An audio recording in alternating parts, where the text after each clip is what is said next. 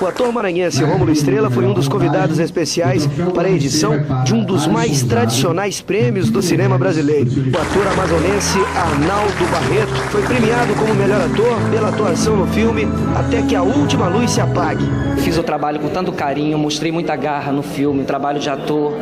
E, tipo assim, eu acho que é gratificante. O Festival Guarnicê já se consolida como um dos principais do país. Chegar a participar e concorrer já é de grande valia para todos esses atores, enfim, todos esses artistas brasileiros, não só do Maranhão, mas de vários cantos do país. Ser premiado, então, é uma grande honra. 37 anos o Festival Guarnicê e é um festival um dos mais antigos, né? E para mim é um privilégio vir para cá participar desse festival. Eu estou muito feliz.